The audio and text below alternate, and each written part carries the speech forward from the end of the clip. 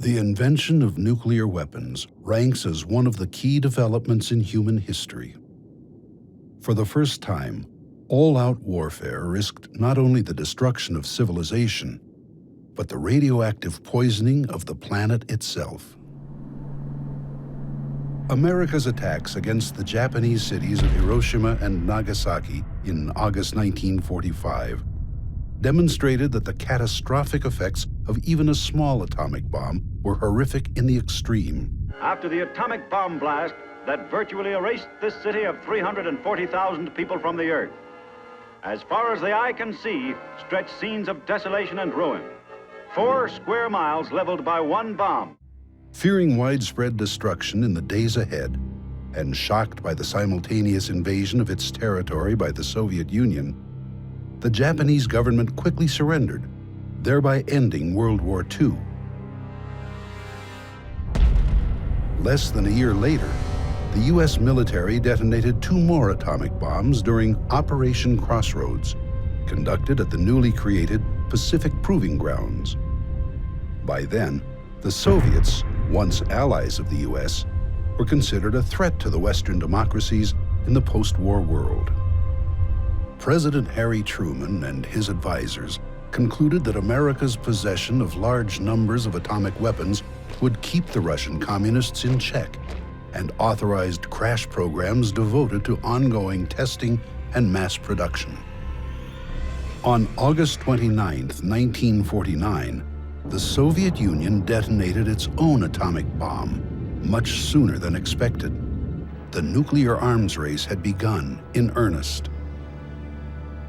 To make matters worse, by the early 1950s, the newly invented hydrogen bombs, some of them 1,000 times more powerful than atomic weapons, began to be tested in remote areas of the planet by the new nuclear superpowers and their allies. Mankind's future never looked bleaker. Intriguingly, this grim state of affairs led to a still unexplained mystery. As difficult as this will be for some people to accept, evidence uncovered by researchers confirms that technologically advanced observers, whose identity and intentions remain unknown, began to monitor the nuclear standoff, almost from the start. Declassified U.S. government documents reveal that, as early as December 1948, incursions by mysterious aerial objects, later referred to as UFOs, began to occur at American nuclear laboratories, bomb storage depots, weapons test areas, and, as time went on, intercontinental ballistic missile sites.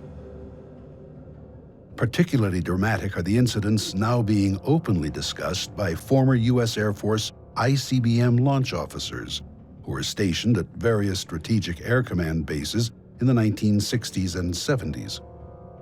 According to these highly credible witnesses, on some occasions, as the UFOs briefly hovered over their launch facilities, the nuclear missiles inexplicably malfunctioned. The officers had been on alert in their underground launch control capsules when they received telephone calls from their security guards at ground level, saying that they were observing one or more unidentified, disc-shaped craft maneuvering in the sky. Seconds later, as many as 10 ICBMs suddenly shut down, according to warning lights on the officers' missile readiness consoles, meaning that they could not have been launched if the President of the United States had, at that moment, ordered a nuclear attack on America's adversaries. These witnesses say that their superiors ordered them to keep quiet about the incidents, and in some cases required them to sign non-disclosure statements which stipulated severe legal penalties for anyone who violated secrecy. As a result of the harsh security measures imposed upon them, many of these Air Force veterans waited decades before discussing the nearly unbelievable and highly disturbing incidents they had observed. Nevertheless, a number of them have finally stepped forward to reveal the truth. On September 27, 2010, a leading UFO researcher, Robert Hastings, and a former Minuteman missile launch officer, Robert Salas, co-sponsored the UFOs and Nukes press conference in Washington, D.C., in an effort to bring the facts to the public. The event was widely covered by the media, not only in the United States, but around the world. CNN streamed it live, and other major news organizations published stories about it later the same day. Good afternoon. My name is Robert Salas. In 1967, I was a first lieutenant stationed at Malmstrom Air Force Base, Montana. I was a missile launch officer. Sometime in the evening hours on March 24th, I received a call from one of my topside guards, the flight security controller, stating that they had been observing strange lights in the sky making odd maneuvers. He called back about 5 minutes later. This time he was screaming into the phone saying they're looking at a red glowing object hovering just above our front gate. Our missiles began going into what's called a no-go condition or unlaunchable. Essentially, they were disabled while this object was still hovering over our site. Back in 1967, I was officer in charge of the Communications Center at the 28th Air Division in Great Falls, Montana. In March of that particular year, I can clearly recall a message coming through my Communications Center which basically said that a UFO did in fact shut down several missile silos in Montana. Robert Hastings has devoted 40 years to seeking out and interviewing U.S. military veterans regarding their UFO experiences at missile sites and other nuclear weapons facilities. His book, UFOs and Nukes, contains the testimony of more than 100 of those individuals. Declassified U.S. government documents and witness testimony from former or retired U.S. military personnel confirm beyond any doubt the reality of ongoing UFO incursions at nuclear weapons sites. I was the Minuteman III Combat Group Commander at F.E. Warren Air Force Base, Wyoming. In 1976, my deputy Bill and I were on alert. We contacted our FSC, our flight security controller, and asked him, is there something wrong? And he said right above him was a big white object that was cigar-shaped, 80 to 100 feet above him, 40 to 50 feet long. I said, okay, keep me abreast of what's happening. So we were talking for a while, stayed there for, I don't know, a minute and a half, and it slowly and very silently moved along the access road. When we came up the next morning, the FSC was in his chair in a fetal position, and we talked to him and tried to calm him down. We couldn't calm him down, oddly enough. We were called in by the squadron commander again, and he took whatever notes my deputy made, tore them up. So this didn't happen, it's top secret, and made us sign something. Significantly, dramatic UFO incidents were also occurring at nuclear missile facilities in the former Soviet Union, including cases where the weapons suddenly malfunctioned. Documents obtained in Russia by Western journalists in the 1990s, as well as on-the-record statements by Soviet Army veterans, summarize the unsettling events in great detail. These revelations make clear that both American and Soviet nuclear missiles were subjected to ongoing surveillance and, from time to time, deliberate tampering by whoever was piloting the UFOs during the long, tense confrontation known as the Cold War. Had that anxious standoff between capitalism and communism suddenly become a hot nuclear war, hundreds of millions of people would have been killed outright, and a great many more, perhaps 1 to 2 billion worldwide, would have died over time, the result of radiation illness, exposure, and mass starvation. Indeed, a great many species and ecosystems on Earth would have been devastated by such a war. But what were the mysterious missile disruptions, as described by American and Soviet military veterans, meant to convey? Were they a demonstration of the unknown observer's ability to interfere with these weapons at will? If so, would they have openly intervened to try to prevent a nuclear exchange from occurring if hostilities seemed imminent? To state the obvious, the answers to these questions remain elusive, even now. But if all of this is true, what exactly is going on? Who or what is piloting the amazing aerial craft we call UFOs? And why do they seemingly have an intense interest in monitoring and sometimes disrupting our nuclear weapons systems? A brief review of the evidence may provide a few clues. U.S. government documents released through the Freedom of Information Act confirm that unidentified aerial objects, described as flying discs and flying saucers, began to be sighted around the Los Alamos Atomic Laboratory in New Mexico, the birthplace of nuclear weapons, as early as December 1948. 3 years earlier, on July 16, 1945, the lab had tested the first atomic bomb in the desert near Alamogordo, just weeks before the devastating attacks against Japan. Although shrouded in secrecy for decades, the declassified documents reveal that UFOs appeared with alarming frequency, not only at Los Alamos, but also at its sister laboratory, Sandia, in Albuquerque throughout the 1950s. Other declassified documents discuss ongoing UFO sightings at the Oak Ridge Nuclear Laboratory in Tennessee, the Hanford Plutonium Processing Plant in Washington State, and the Savannah River Complex, another plutonium manufacturing site in South Carolina. While the local and even national media occasionally published stories about these incidents, the vast majority of the American public had no idea that they were so frequent and widespread. Nevertheless, according to military intelligence officers, a worrisome pattern had begun to emerge. On July 1, 1952, Look magazine featured an article, Hunt for the Flying Saucer, about the Air Force's new UFO investigations group, Project Blue Book, and noted that its director, First Lieutenant Edward Ruppelt, had plotted 63 unexplained sightings on a map of the United States.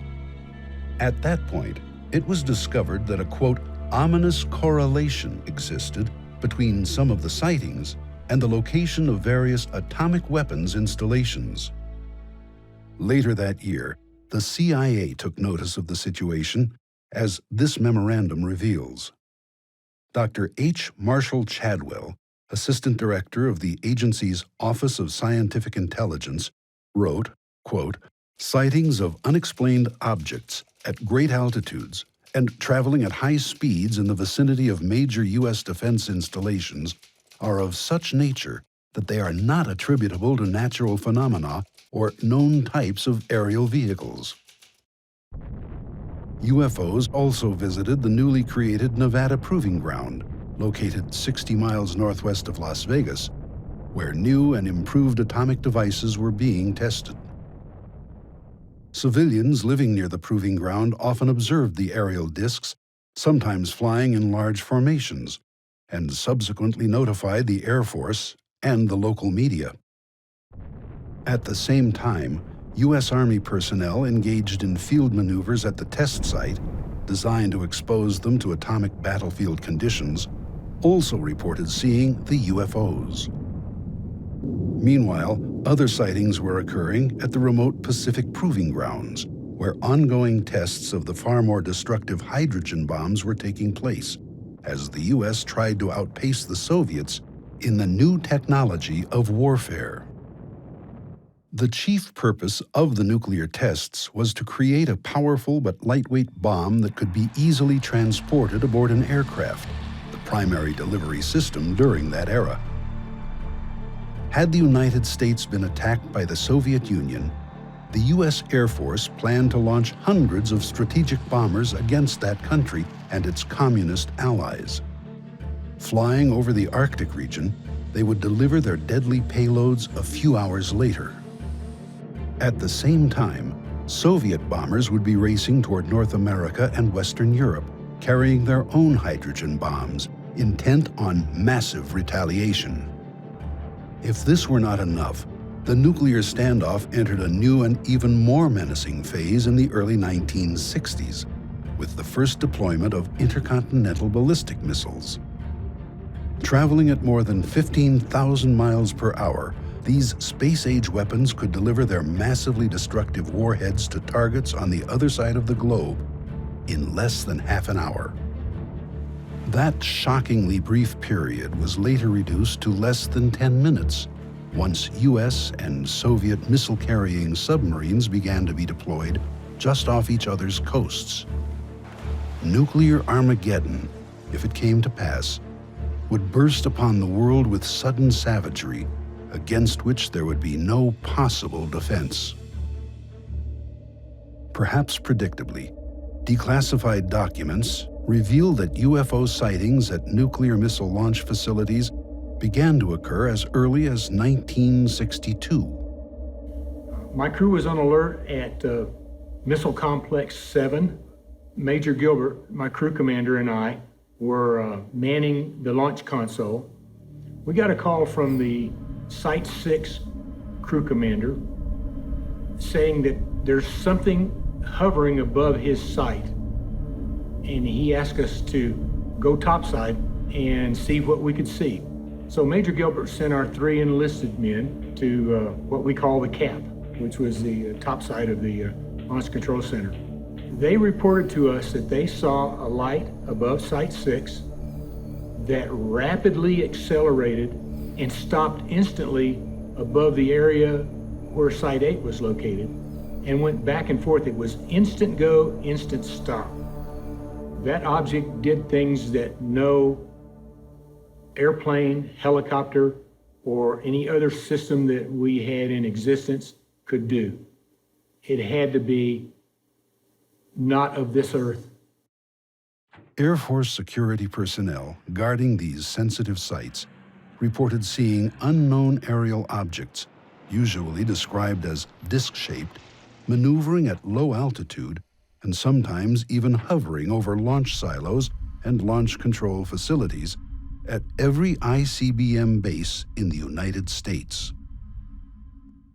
Often, the UFOs were tracked on radar, performing maneuvers vastly beyond the capability of any man-made aircraft.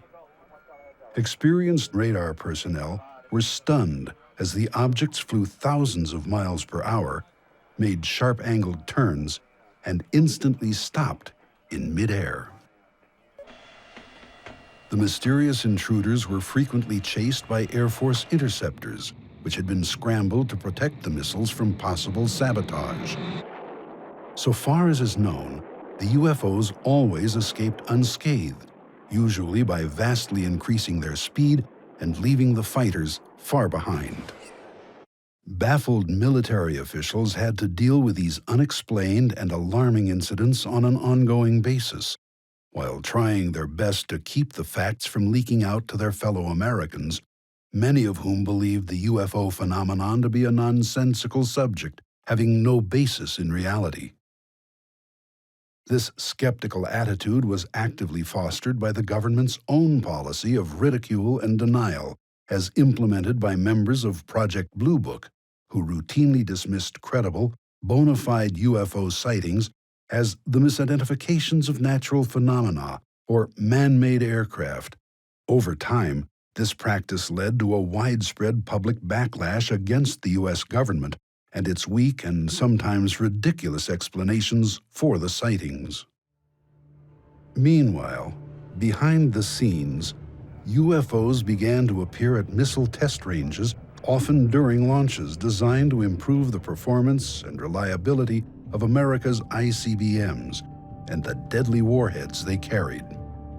Occasionally, those aboard the UFOs did more than watch the tests.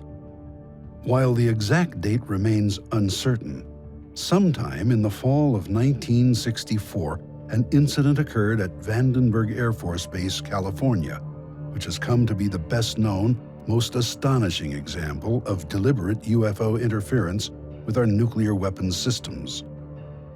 Although the case is still classified top secret, a former Air Force officer, Dr. Robert Jacobs, has openly discussed it. At the time, Lieutenant Jacobs, who was assigned to the 1369th Photographic Squadron and held the title Officer in Charge of Photo Instrumentation, was tasked with filming missile launches from a remote mountaintop site on California's Big Sur coastline, using a powerful telescopic camera. The ascending ICBMs would initially fill the camera frame, permitting a detailed view of engine performance, staging, and other aspects of a given launch as they raced out over the Pacific Ocean. Following one such test launch, Lieutenant Jacobs was unexpectedly told to report to the office of Major Florenz Mansman, a photographic analyst assigned to Vandenberg's Office of the Chief Scientist, 1st Strategic Aerospace Division. Upon arriving, he noticed two mysterious men in gray suits, who he later learned were CIA officers. A motion picture projector had been set up, and without explanation, Major Mansman turned it on, telling Jacobs, "Watch this." Jacobs, later a university professor, describes what happened next. On the screen was the film we had shot. The nose cones separate. The chaff flew out in front of it. We saw this as obviously reflections of light rippling like that. And then we saw the dummy warhead flying along. It's going between 6,000 and 8,000 miles an hour at that point, and it's on the fringe of space. And suddenly, into that frame, an object flew in, chasing the chaff, the warhead, and so on, at the same speed. And in polar orbit, it fired a beam of light at the warhead. The beam of light struck that. The object flew up, shot another beam of light at the dummy warhead, went around, shot another beam of light at it, went down, shot a beam of light, and then flew out the same way it had come in, at which time the dummy warhead fell out of the frame. The lights came on, and Major Mansman said to me, "Were you guys screwing around up there?" And I said, "No, sir." And he said, "What was that?" And I said, "It looks like we got a UFO." And he said, "Lieutenant Jacobs, you are never to speak of this again. It never happened." Decades later, Dr. Mansman, by then a researcher at Stanford University, informed Dr. Jacobs that after he had left the room, the two CIA officers quickly confiscated the film of the amazing incident, telling Mansman that it was classified top secret. Mansman also confirmed, in letters to various researchers, that before the film was whisked away, he had conducted an extensive frame-by-frame analysis of it using a magnifier, which revealed the UFO in great detail. He wrote, quote, "The shape was a classic disc. The center seemed to be a raised bubble. The entire lower saucer shape was glowing and seemed to be rotating slowly. At the point of beam release, the object turned like it was required to be in a position to fire from a platform. The assumption was, at that time, extraterrestrial." Responding to the retired major's revelations, Dr. Jacobs wrote, quote, "Those beams of light were a warning, a shot fired across the bow of our nuclear silliness ship." Then, on August 1st, 1965, a dramatic, large-scale UFO incursion took place at F.E. Warren Air Force Base in Wyoming, as this declassified report confirms. Dozens of sightings of disc-shaped craft cavorting at low altitude over Minuteman missile silos, known as launch facilities, were reported by the Air Force security personnel guarding them. Former launch officer Jay Earnshaw has discussed his involvement in one such incident that night. I was in command of Capsule Echo 1 at Warren Air Force Base. Got a call about 3:30 in the morning, somewhere that time, from the flight security controller above, who said that, "Sir, there's some strange objects out there." I says, "What do you mean?" And turns out that he had observed, along with the rest of his response team members, what looked like 5 to 6 oblong lights stacked on top of one another, just outside the gate at Echo 1. They didn't seem to cause any particular damage, They didn't seem to put out any beams of light or anything else like that. They simply were there, stacked up. It was rather a benign incident at the time. The paperwork all disappeared. Over the next 2 years, similar UFO incursions also took place at Minot Air Force Base, North Dakota, and Ellsworth Air Force Base, South Dakota. Although those disturbing incidents were reported in official records at the time and occasionally leaked to the media, many of the details only emerged decades later in the testimony of former missile launch officers. I was on duty at Echo, which is our squadron command post. We had strike teams respond to alarms from the missiles. They were 3 to 5 miles away. And they jumped in their trucks and went roaring out there and called me back and said, "Sir, for lack of a better description, there's a flying saucer hovering over that missile, and there's a beam of reddish light going down to it." I assume they were taking data with that beam. It wasn't destructive as far as I know. It had to be a data collection thing. I'm sure they scanned the warhead or something.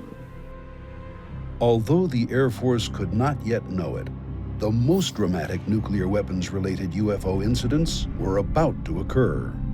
During the pre-departure crew briefing, it was mentioned that some missiles at November flight had gone off alert. We reached the launch control facility. We entered the gate after giving the appropriate password, and the above-ground personnel briefed us on what had happened.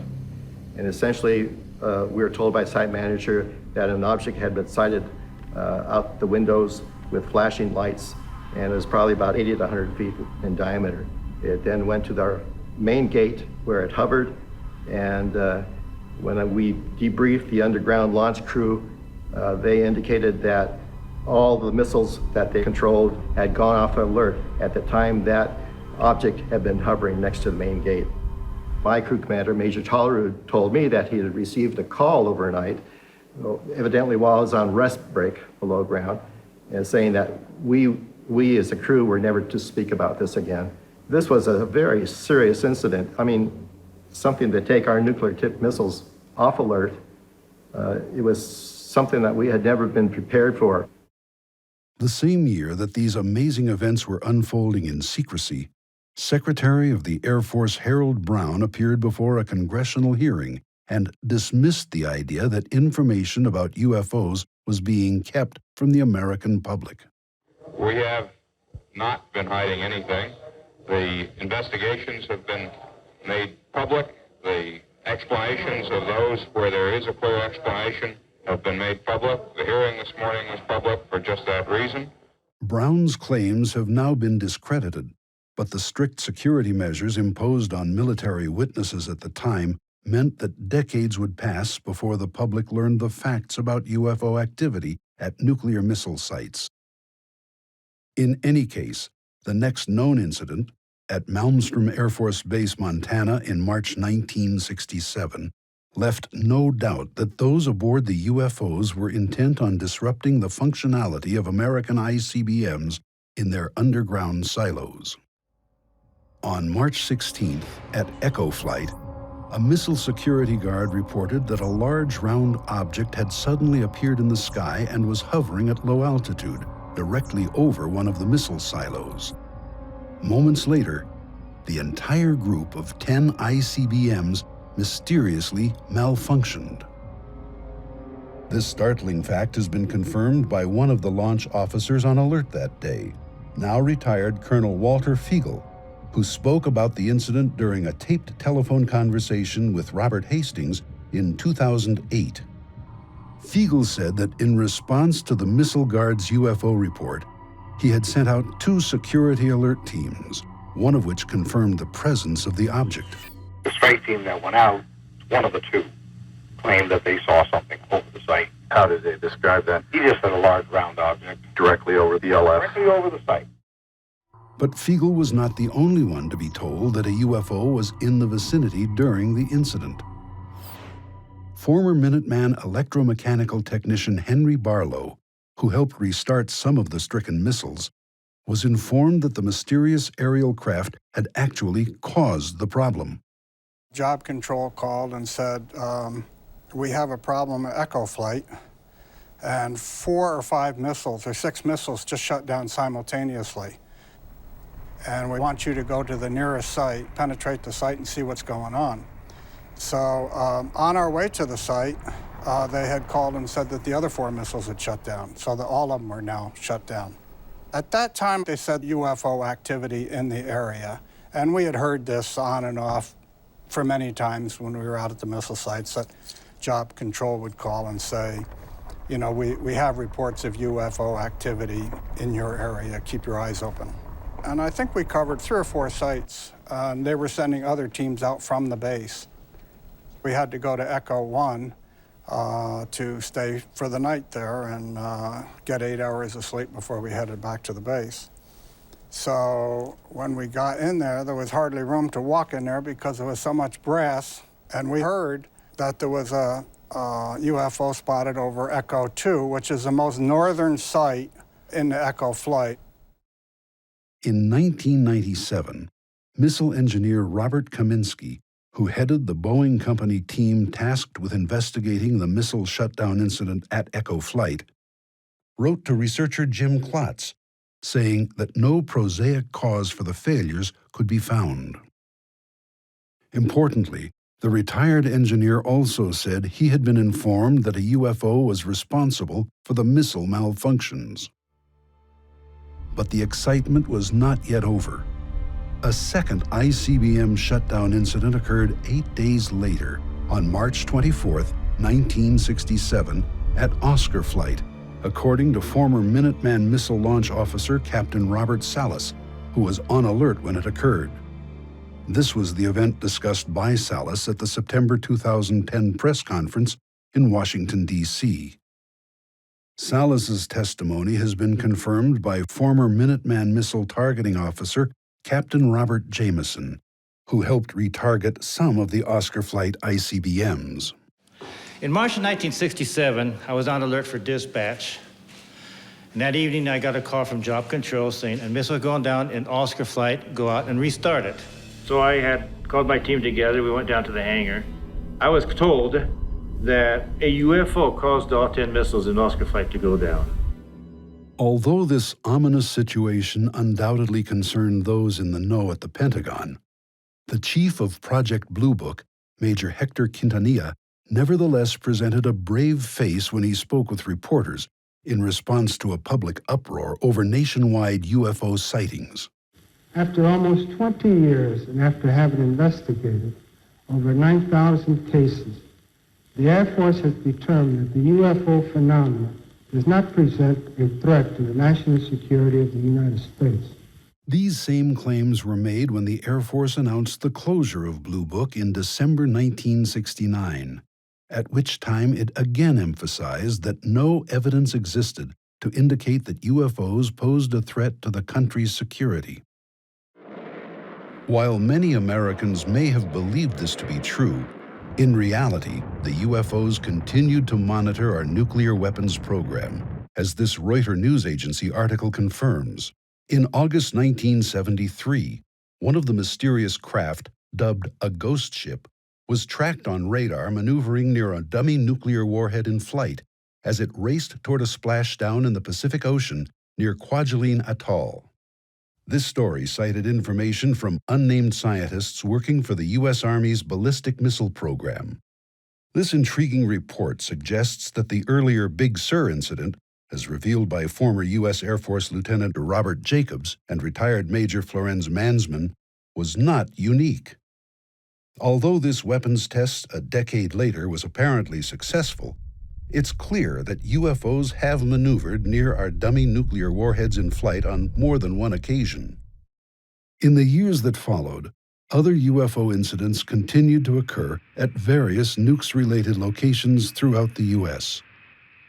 According to declassified documents, 2 B-52 bomber bases, Loring Air Force Base, Maine, and Wurtsmith Air Force Base, Michigan, were targeted by unknown aerial craft in late October 1975. Although initial reports referred to unidentified helicopters, one witness at Loring, Sergeant Stephen Eichner, later wrote that he had observed, quote, an elongated football as long as 4 cars and reddish-orange in color, briefly hovering near the nuclear weapons storage area. The object then zoomed away. 1 week later, back at Malmstrom Air Force Base, as many as 7 UFOs were sighted and tracked on radar as they intermittently maneuvered near and hovered above various Minuteman missile sites over a several-hour period. According to numerous North American Aerospace Defense Command log entries released via the Freedom of Information Act, the UFOs were also unsuccessfully pursued by F-106 jet fighters before finally leaving the vicinity. One of the craft was apparently close enough to the ground to be described by security forces as a, quote, orange-white disk object. At the Pentagon, the National Military Command Center was so alarmed by the UFO incursions at Strategic Air Command bomber and missile bases that a Security Option 3 order was issued, placing the Air Force's entire nuclear weapons force on high alert. Despite official efforts to suppress the facts, all of this eventually became known as military and intelligence agency files were involuntarily released to the public via the Freedom of Information Act. If all of this were not enough, the next major UFO event really rocked the Pentagon. In late 1980, at the RAF Bentwaters Base in Suffolk, England, then leased by the U.S. Air Force, a series of bizarre incidents left no doubt that something very strange was taking place. In the early hours of December 26th, a small group of Air Force security policemen noticed an unusual light in nearby Rendlesham Forest. They approached it on foot, only to discover a strange, triangular-shaped craft. After an indeterminate period of time, the unknown object silently raced skyward and disappeared. 2 nights later, RAF Bentwaters Deputy Base Commander Lieutenant Colonel Charles Halt was informed that another mysterious light had suddenly appeared in the forest. Halt quickly assembled a small team of security policemen to investigate. After some time, the men observed an object that looked like a large eyeball moving through the trees. At one point, material resembling molten metal was seen dripping from it. Suddenly, the object split into 5 smaller, disc-shaped craft, which silently scattered in all directions. A short time later, another disc raced toward Colonel Halt and his team, abruptly stopped above them, and directed a laser-like beam toward the ground very near their feet. After a few seconds, the beam clicked off, and the craft rapidly receded into the sky, moving in the direction of the RAF Bentwaters weapons storage area, which was at the time the largest American tactical nuclear bomb depot in Europe. As this was occurring, Colonel Halt began hearing excited radio chatter from security guards at the weapons facility, indicating that the UFO was sending down laser-like beams into or near the storage bunker complex. In 2007, Robert Hastings located and interviewed the 2 retired Air Force air traffic controllers who had been on duty at the Bentwaters Tower that week. Ike Barker and Jim Carey divulged for the first time they had actually tracked a bona fide UFO on radar the night that Colonel Halt was in the woods. I was just sitting there and I happened to see a dot come on the scope, and it just went like one dot at the beginning, then another dot, and it was gone. So the scope is 120 miles across. It was just phenomenal to me to see it go that fast. All of a sudden, here it come back across again. It went 1, 2, and then it made an immediate right-hand turn and came right towards the base. You know, I just said, that can't be one of ours. No jet at that speed can make an immediate right-hand turn. Just absolutely phenomenal. It's not like any radar target I've ever seen. When the sweep would hit the target, you would have the entire back of it would be like a solid line, traveling at an extremely high rate of speed. It passed over the control tower, and then it stopped. I've never seen anything in my life like the maneuverability that happened with this object. It was an orangish color, sort of popped into my mind at the time that somebody's flying a basketball out here. There were like lights around the center of it, but it wasn't like running lights or navigational lights. It was more like portholes, and then you were seeing the light from the inside coming out. It wasn't, flashing lights or anything, but it hovered momentarily, reversed its course, and went back out at a high rate of speed. Moreover, given the dramatic incident at the weapons storage area, when one of those UFOs reportedly directed laser-like beams down into the facility, it becomes clear that this case had a nuclear weapons connection. Significantly, another nukes-related incident in the former Soviet Union is nearly identical to Bentwaters. Government documents obtained by Western journalists after the collapse of the Soviet regime confirm numerous cases of UFO activity in that country during the Cold War era, including one at the Kapustin Yar military complex.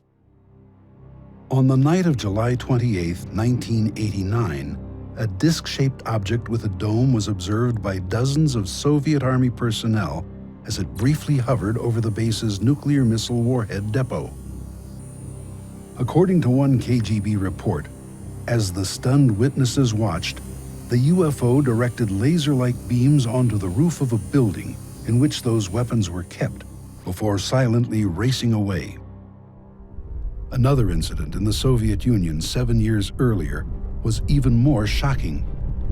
On October 4th, 1982, a huge flying disc apparently activated several nuclear missiles, which were then preparing to launch. According to the Soviet Ministry of Defense documents secured by American television investigative reporter George Knapp, the UFO appeared over an intermediate-range missile base near the Ukrainian town of Bielokorovish. At one point, down in the underground launch control capsule, several missiles suddenly went into countdown mode.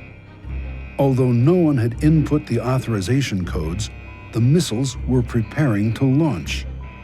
Then, after 15 terrifying seconds, the anomaly ceased and everything returned to normal operational status. This potentially disastrous incident was nearly identical to one reported to Robert Hastings by former U.S. Air Force launch officer David Schur, who said that a UFO had activated the launch sequence in several of his Minuteman missiles at Minot Air Force Base, North Dakota, one night in 1966. As this object passed over the missile site, we would start getting erratic indications on that missile. The bad thing was we also got a launch indicator. Does that mean that the launch sequence has been triggered? That means that the missile has received the launch signal. In that case, Schur and his commander had to flip an inhibit switch to disrupt the unauthorized countdown. But were those aboard the UFOs actually trying to start a nuclear war? Having investigated these incidents for decades, my opinion is that those who pilot the UFOs are visitors from elsewhere who are engaged in these provocative actions at American and Russian nuclear missile sites to send us a message that we humans are playing with fire, that to engage in nuclear warfare is essentially suicide.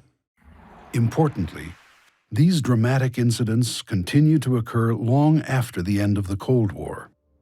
Several U.S. Air Force veterans have reported new UFO incursions at nuclear missile sites and weapons storage areas in the very recent past. The most important case occurred on October 23, 2010. This is CNN Breaking News. The breaking news involves a power failure that shut down a major part of the U.S. nuclear missile arsenal. Let's go to our Pentagon correspondent, Chris Lawrence. Wow, Chris, what do we know? Well, Wolf, this happened out in Warren Air Force Base out in Wyoming, and bottom line is this.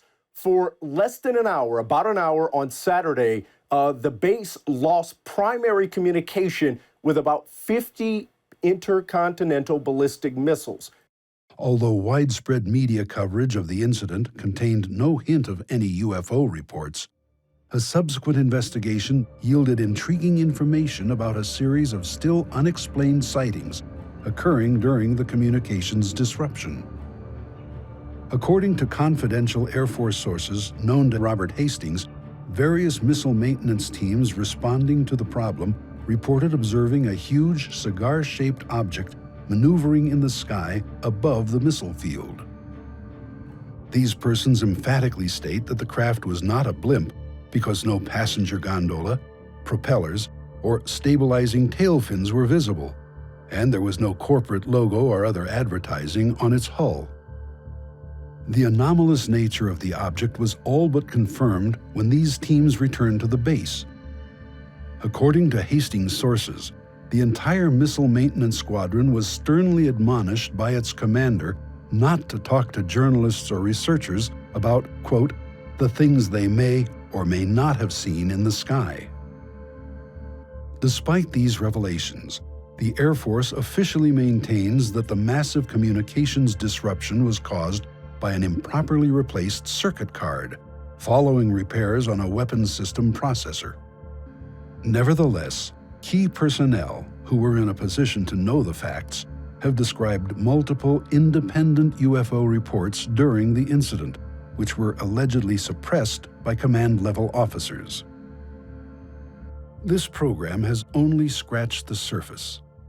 Declassified documents and eyewitness testimony suggest that incidents involving UFO activity at nuclear weapons sites now number in the hundreds. Robert Hastings has urged military veterans to contact him at his website regarding their knowledge of these events, so that a more complete picture of the situation can emerge. He believes that people everywhere have a right to know the facts.